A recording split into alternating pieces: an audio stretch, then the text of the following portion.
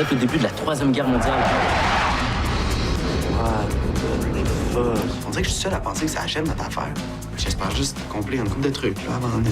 Bon, j'ai décidé que j'allais perdre ma virginité. Mais en même temps, c'est pas un choix que tu fais d'être puceau. Je sais pas ce que tu essaies de faire, Pierre-Luc, là, mais ça marchera pas. C'est plus les filles qui veulent pas coucher avec toi.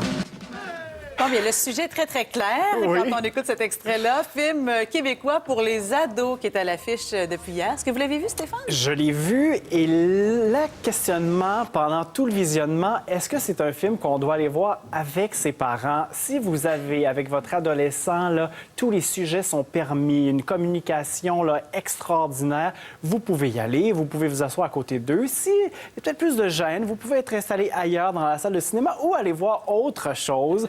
Le titre en dit long sur les sujets abordés dans ce film-là avant qu'on explose. Donc, ça fait à la fois référence à une fin du monde imminente et à la sexualité. Donc, ça se déroule en plein conflit entre les États-Unis et la Corée du Nord, quelque chose qui n'est pas impossible. Donc, une fin du monde imminente, une troisième guerre mondiale qui pourrait être déclenchée.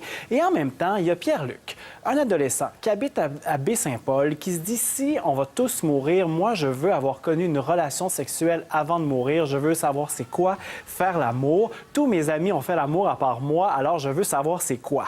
C'est un film qui est plus étonnant que ce qu'on pourrait penser parce que c'est pas nécessairement un film qui traite de la pression de faire l'amour à un certain âge. C'est vraiment un film sur le fait de devenir adulte. Quel genre d'adulte on veut devenir? Est-ce qu'on veut devenir un adulte honnête, responsable? Et notre collègue Julie-Jasmine Boudreau a croisé certains des comédiens lors de la première du film. On a droit à un tout autre film qui est vraiment plus profond puis intelligent sur les questionnements existentiels qu'on vit à cette période-là d'adolescence. Puis c'est important parce qu'à cette période-là, il y a des questionnements, je pense, je pense que c'est des ébauches de ces questionnements-là qui nous habitent toute notre vie. Puis le film le traite de façon vraiment intelligente puis sensible. Je pense que ça a beaucoup de chances de rejoindre le public adolescent de cette façon-là. Mais ça, je pense, c'est de dire que c'est l'importance des rencontres, hein? Parce qu'au final, ce film-là termine avec une super belle rencontre qu'il va faire, auquel il s'y attendait pas. C'est intéressant, les réactions. Oui. Est-ce qu'on croit aux personnages? Mais c'est une autre force du film. C'est un trio de comédiens vraiment sympathiques, talentueux. Ils s'appellent Étienne Gallois, Will Murphy et Madani Tal. On croit à ces personnages-là qui ont des personnalités différentes. On comprend pourquoi ils sont amis. On les imagine comme ça, se questionner sur toutes sortes d'affaires dans la région de Baie-Saint-Paul.